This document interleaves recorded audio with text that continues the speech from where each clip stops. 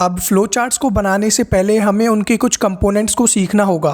Flow charts के अंदर diagram बनाने के लिए हम शेप्स का इस्तेमाल करते हैं।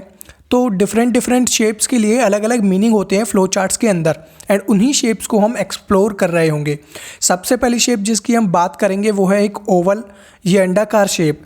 इसके अंदर हमने स्टार्ट लिख दिया तो मतलब ये हमारा स्टार्टिंग पॉइंट हो गया सॉल्यूशन का। ये जो कंपोनेंट है ये सारे के सारे बिल्डिंग ब्लॉक्स हैं हमारे फ्लो चार्ट्स के लिए। और इस ओवल के अंदर अगर मैं स्टार्ट की जगह एग्जिट लिख दूं तो ये बन जाएगा लास्ट पार्ट हमारे सॉल्यूशन का, मतलब यहाँ हमारा सॉल्यूशन ख़त्म हो जाता है। दूसरी शेप जिसकी हम बात करेंगे उसका नाम है पैरेललोग्राम। पैरेललोग्राम कुछ ऐसी शेप है जिसके अंदर हम इनपुट आउटपुट के सीक्वेंसेस लिखते हैं। फॉर एग्जांपल कोई नंबर हमें रीड करना है या आउटपुट में हमें कुछ प्रिंट करवाना है, हेलो वर्ल्ड को प्रिंट करवाना है, इस तरह के आउटपुट हमें दिखाने हैं तो हम यूज़ करेंगे इस शेप का, विच इज़ पैरेललोग्राम। इसका एक एग्जांपल ये हो सकता है कि लास्ट वीडियो में हमने चाय बनाने का जो सॉल्यूशन लिखा था उसमें हमने जो चाय ली, जो चीनी ली, जो दूध लिया, जो हमने पानी लिया, वो हमारा था इनपुट। इनपुट कैसे था कि यूज़र कंट्रोल कर सकता है कि कितनी चीनी डालनी है, कितनी चाय पत्ती चाहिए, कितना दूध चाहिए, तो वो पूरी जो क्वांटिटी है इन चीज़ों की उसको कंट्रोल कर सकता है यूज़र। तो वो बताएंगे कि कितना क्या डालना है, क्या इनपुट डालना है, तो इसको हम कहते हैं इनपुट। और फाइनली जो टी तैयार हो जाएगी, जो हम उनको दे देंगे, उसको कहेंगे आउटपुट। तो इस तरीके से इनपुट आउटपुट होता है किसी भी सॉल्यूशन के अंदर।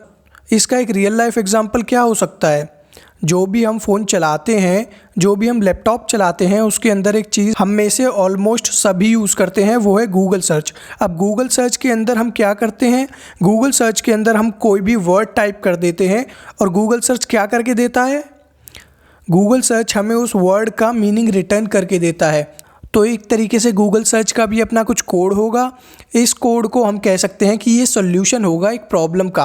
पहले टाइम में प्रॉब्लम क्या थी कि यूज़र को यानी हमें हर एक वर्ड का मीनिंग नहीं मिल पाता था, तो वो मीनिंग मिल जाए तो उसके लिए गूगल सर्च ने एक सॉल्यूशन लिखा। इस सॉल्यूशन को उन्होंने लिखा कोड की फॉर्म में। ये जो उन्होंने पूरा सॉल्यूशन लिखा है, इसके लिए इनपुट क्या हुआ, इनपुट हुआ वो वर्ड जिसका हमें मतलब सर्च करना है, और आउटपुट हुआ उस वर्ड का मतलब जो गूगल सर्च ने फाइनली हमें रिटर्न करके दिया। तो सॉल्यूशन ने जिस वर्ड का मतलब सर्च किया वो उसके लिए इनपुट है, और जो मीनिंग उसने रिटर्न किया फाइनली वो उसका आउटपुट। सिमिलरली यहाँ हमारा इनपुट है कि हमें कोई नंबर x रीड करना है, और यहाँ हमारा आउटपुट है कि हमें हेलो को प्रिंट करवाना है। नेक्स्ट शेप जिसकी हम बात करेंगे वो है रेक्टेंगल। रेक्टेंगल के अंदर हम सारी प्रोसेसेस बताते हैं। प्रोसेस यानी कुछ काम करवाना होता है, कोई वैल्यू असाइन करनी होती है, कोई फॉर्मूला देखना होता है, अप्लाई करना होता है, कोई कैलकुलेशन करनी होती है, वो होते हैं हमारे सारे प्रोसेसेस। जैसे यहाँ मैंने क्या काम किया है, यहाँ मैंने एक वेरिएबल लिया है नेम नाम का, और उसके अंदर मैंने ध्रुव की वैल्यू स्टोर कर दी है। ये जो इक्वल टू का साइन होता है इसको असाइनमेंट ऑपरेटर कहते हैं। जावा के अंदर असाइन करना यानी चीज़ें दे देना। तो मैंने क्या किया, ये जो वैल्यू है ध्रुव, इसको मैंने नेम वेरिएबल को दे दिया है।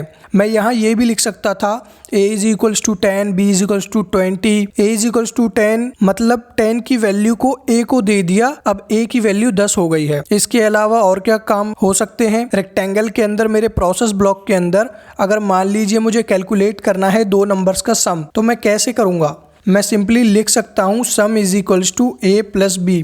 तो इससे क्या होगा, a प्लस बी का जो भी एडिशन आएगा वो मैंने इस सम वेरिएबल को असाइन कर दिया है, दे दिया है, तो ये भी मेरे लिए एक वैलिड प्रोसेस ब्लॉक हो जाएगा। नेक्स्ट ब्लॉक जिसकी हम बात करेंगे वो है डायमंड शेप। डायमंड शेप के अंदर हम सारे डिसीजंस लेते हैं। मान लीजिए मुझे चेक करना है कि मेरे किसी वेरिएबल की वैल्यू किसी दूसरे वेरिएबल से बड़ी है या छोटी है, या कुछ भी चीज़ हमें चेक करनी होती है कि वो ट्रू है या फॉल्स है, उसके लिए हम यूज़ करते हैं डिसीजन ब्लॉक का।